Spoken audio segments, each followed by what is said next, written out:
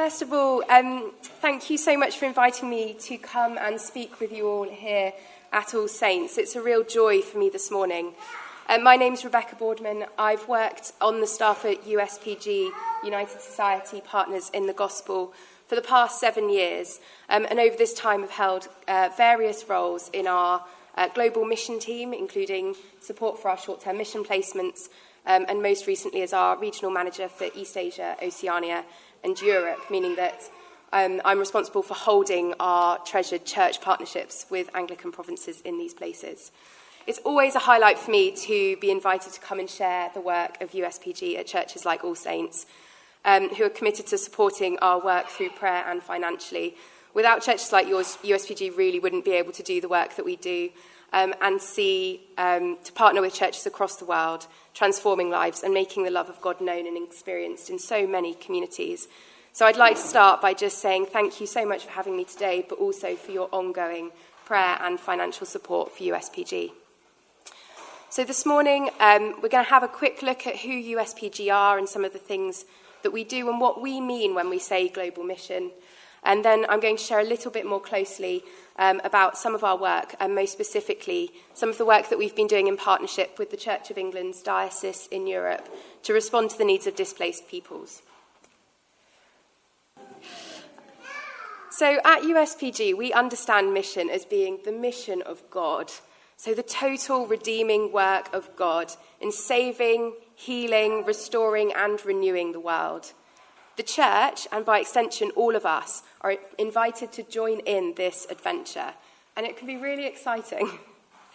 We understand mission as holistic, so it's about the whole person, enabling all people to have access to and experience the fullness of life that we're promised in the gospel. Historically, sometimes people have understood this as caring for the mind, the body and the spirit, all together. So this means seeking to enrich our spiritual lives, seeking to draw communities closer to the love of God, whilst also paying really close attention to the physical needs, whatever they may look like in the specific place that a community is in. We also really believe in the liberative power of mission, that God has a preference for the marginalised, and that means that we're also really attentive to injustice, seeking to be a just church.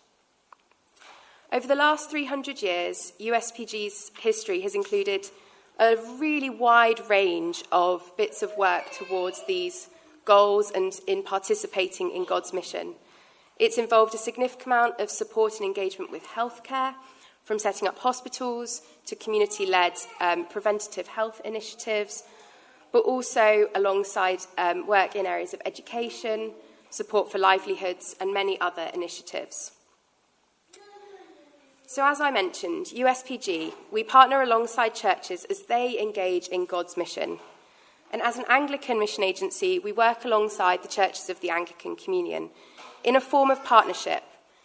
And this means listening closely to the desires, concerns, and realities of churches across the world, and being in solidarity with them as they seek to be the hands and feet of Christ in their communities. So whilst, as we're doing this, we kind of see ourselves as having 3 pillars to that work. The first is rethinking mission. So we commit to reviewing and adapting how we think about mission so that it's relevant to today, relevant to the 21st century. This means being honest and learning from former or older modes of mission in the church that may not be quite so relevant to today, and seeking to be radical as we consider the role of the church in society. And as I mentioned, this involves prioritising the marginalised, those that are on the edges of our society, ensuring that everybody is welcomed and has a seat at the table. Secondly, we talk about energising church. At USPG, we believe in the power of the church to transform lives in the name of God. And I really hope that this is also what you experience in your life as this community here at All Saints in Guildford.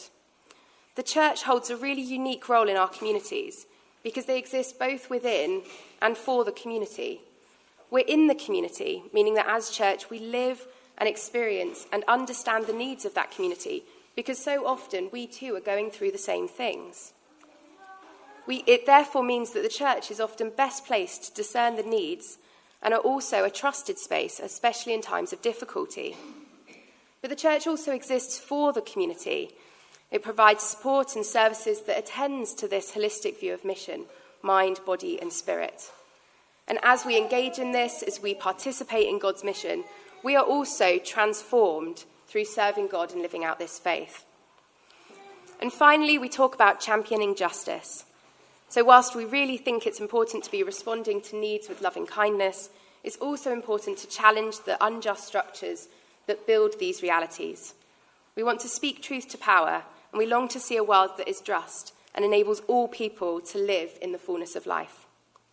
So what does this look like? It looks different in different places, which I know sometimes feels a little bit like a cop-out answer. So it can mean that the church is working in schools, like you can see in this picture, to support children to understand care for creation through the integration of environmental care in their school curriculum. So the photo that you can see is from the Church of South India's Climate Resilient Schools programme. So in their maths lessons, they'll do calculations to understand the amount of rainwater that has fallen. In their English lessons, they'll write essays about caring for creation. In science, they will be undertaking projects around the school to measure their weather. So it's deeply embedded throughout the curriculum, and children are also encouraged among the school grounds to plant and tend to gardens in the communities. It can mean supporting households through improved farming, business skills, and enabling access to loans, such as the photo that you can see from the integrated programme with the Anglican Church of Malawi. This is a programme that's designed to increase household income and improve food security through supporting self-help groups of women, through farming training, improved business skills, and enabling them to therefore go on and undertake small livelihood projects that can support their own families. It can mean supporting and training nurses and midwives. This photo is taken from Bolapur Hospital in the Church of Bangladesh, where for many years USPG has supported the training of midwives, nursing students, both to operate within the hospital, but then also to undertake community outreach in the villages surrounding the hospital itself. So I mentioned that this morning I was going to give a little bit more attention to one of our church partnerships that we have at USPG, and that is our relationship with the Church of England's diocese in Europe. For those who may not have heard of the diocese in Europe, it's a part of the Church of England, but it has over 250 congregations in more than 30 countries across continental Europe, Turkey, and Morocco. They gather diverse English-speaking congregations together and are highly multicultural. The chaplaincies often represent one of the smaller church denominations, so the churches regularly have quite significant and important relationships with other church traditions, including the Catholic Church, the Orthodox Church, and the Lutheran Church, among many more.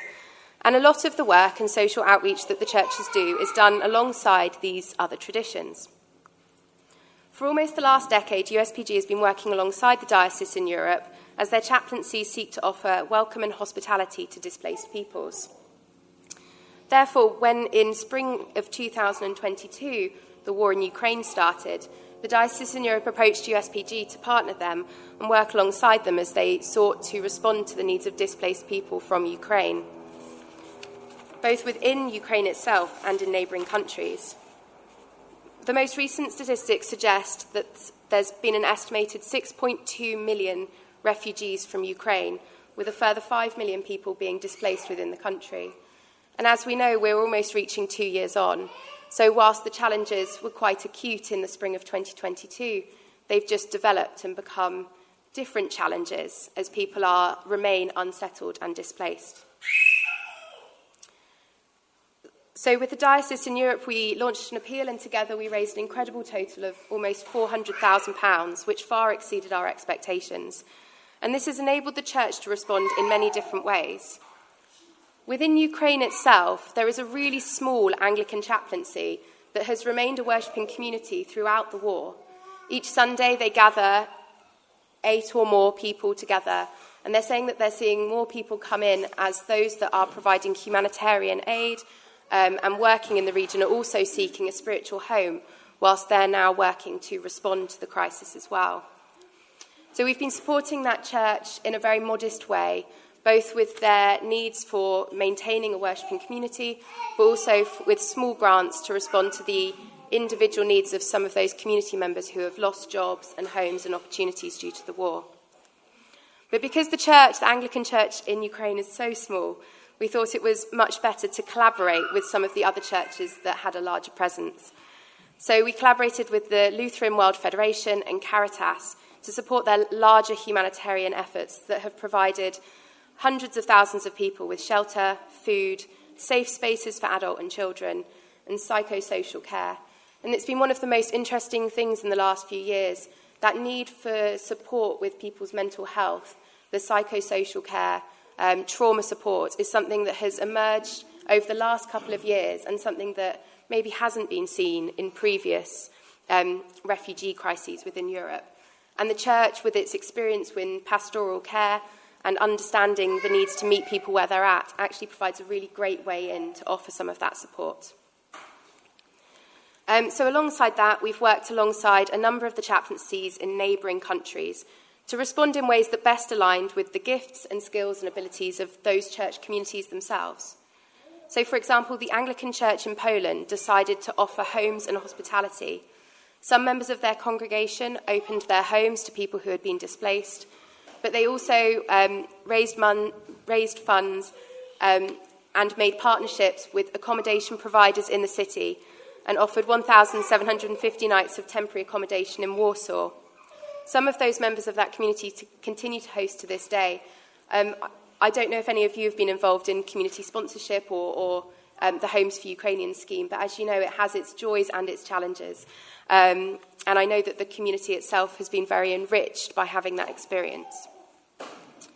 In Latvia, the church has had a lot of experience in offering pastoral care and trauma support, and so it was able to set up a weekly support group for displaced people who had moved to Riga, offering this within their own language. And I don't know how much you know about the languages of Northern Europe, but in Latvia there's a very large Russian-speaking population, and so the church itself has offered services in Russian and also in Ukrainian, offering both those linguistic perspectives that I think we don't necessarily always think about when we think of those being displaced from Ukraine. In Hungary, the chaplaincy was able to set up a space for a children's daycare and education space. And I'm going to share a little bit more about this now and then speak a little about Finland, and then we will finish. So in the chaplaincy in Hungary, interestingly, has quite a lot of people that work in real estate. I don't know how often within this congregation you think about the skills and gifts that you hold that maybe aren't the traditional, Christian mission gifts.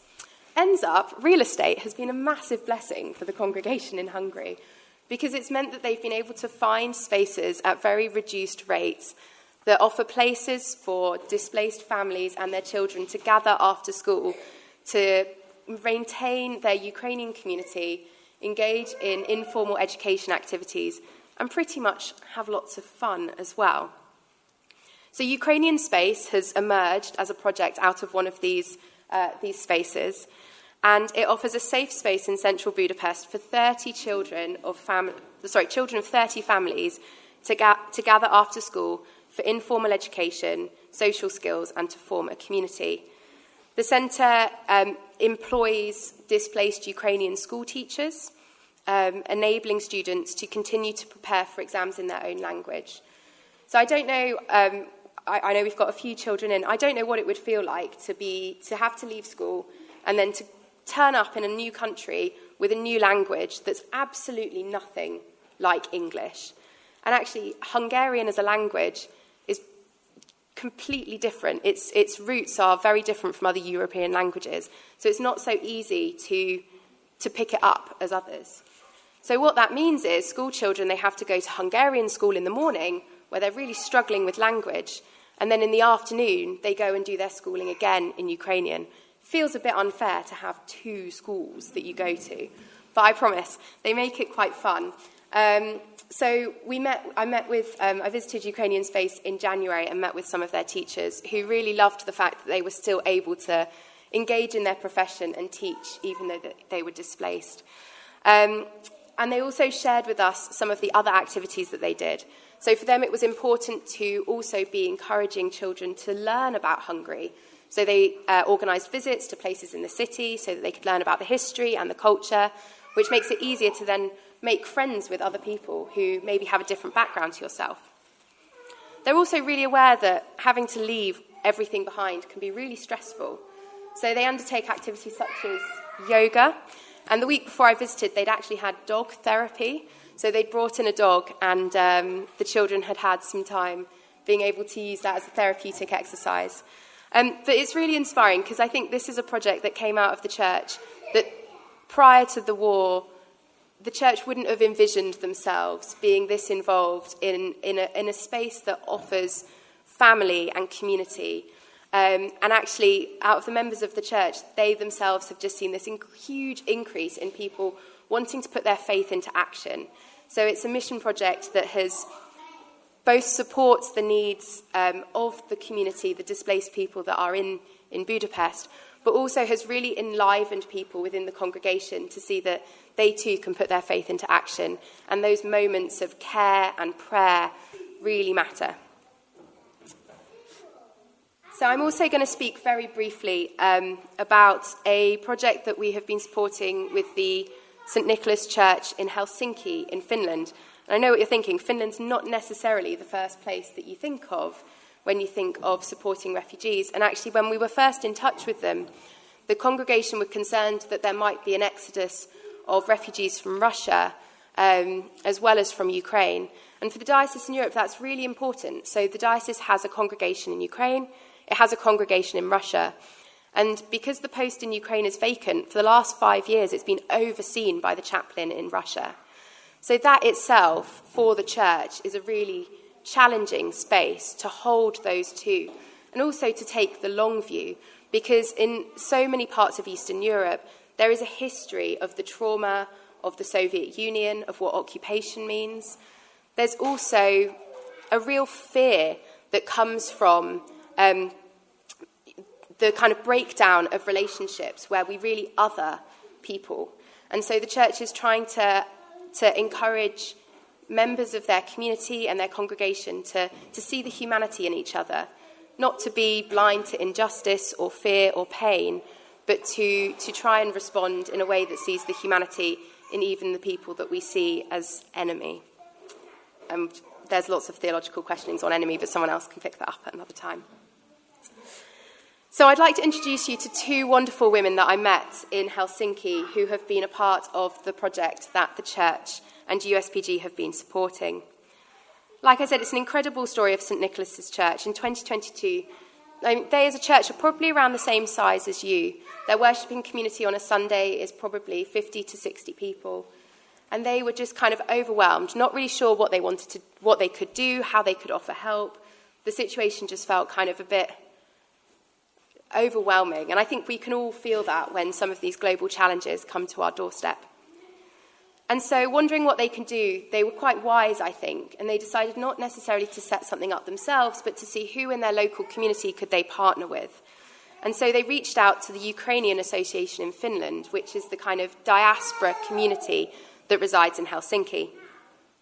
And of course, being the Ukrainian Association of Finland, it became a natural hub for people who were seeking community and seeking support as they moved with that kind of common cultural background and background of experience. So they set up a really large centre in a warehouse in the centre of Helsinki that looked to provide food and clothing, psychosocial support, employment support. As you walk in the building, you go up some stairs, and it opens out onto this incredibly large space with rails of clothing, like your dream shop. And that's part of bringing back dignity. It's allowing people choice. It's allowing people to walk in and choose the clothes that they want. As you walk around the corner, there was a number of kind of breakout rooms for one-to-one psychosocial support. The centre had been in partnership with the municipality, so they were getting in the professional services that were on offer in Finland, a really strong example of the church working with local authorities. If you kept going round, you would see kind of tables set up with employment support and places that were offering jobs, assistance with CVs and others. This wonderful lady, who really is a superwoman, I think, is called Julia. I met her, she was downstairs carrying a crate of dried biscuits that had been donated from one of the large supermarkets. She's a mother. Her husband is conscripted to fight in Ukraine. So she's been in Ukraine since kind of late spring of 2022. And whilst I was there, she kind of had her phone on her the whole time because her husband would manage very quick phone calls, maybe a minute or two, but she would never know when he'd have the opportunity to do it. So it was that kind of lifeline that she had. But for her, the centre had become a home. It gave her a place to give back. She was there volunteering, sorting out biscuits and crackers and putting together food bags, supporting other women that were there. There's a large community, as you know, a lot of men were conscripted, but women have been displaced. And so there had been occasions where women had come back having heard news that their partners, their children had died during the war or were seriously injured. And so it was a space of consolation. But it was also a space where she could be and could laugh and could join in with a community of people that she knew. So for us, as the church and as USPG, it's been a real blessing to support the humanitarian aid component of this centre. So this is Eva, who heads up that work. She oversees the distribution of humanitarian aid, by which we mean food, clothing, hygiene items. She reaches out to local businesses and corporations in the city, and in 6 months she was able to garnish almost €250,000 worth of donations, including food that would have gone to waste in supermarkets. So a really good example as well of thinking about the fifth mark of mission and caring for creation as part of some of our other work. Through this work, hundreds of families each week are able to get food and support their families. But alongside that, the chaplaincy and the chaplain are able to offer the centre chaplaincy, care, a space to listen to staff and volunteers, but also to encourage the members of their congregation to get involved, and also to encourage other churches in the city to also lend their weight to the project, so that when the emergency funding ends, the project can continue. So with that, I would like to conclude our session with a prayer that has been written by Reverend Thomas, who is the chaplain of St. Nicholas in Helsinki. And I think given the conflict and the strife that we're seeing around the world, we can apply the words both to the context that he was speaking into for Ukraine and for Europe, but also for our wider world, and particularly the context of Israel-Palestine at this time. So let us pray. Father, give wisdom to the leaders of the nations, that they may be a force for good on the earth. Sustain the anxious and fearful, and renew them with courage from on high. Comfort all worried families whose loved ones are in danger. Surround them with your love, protect them from all harm. Be with the sick and wounded. Stand by all prisoners and captives. Let your mercy be shown to all, and your power to heal and save. In Christ Jesus, your Son, our Lord. Amen.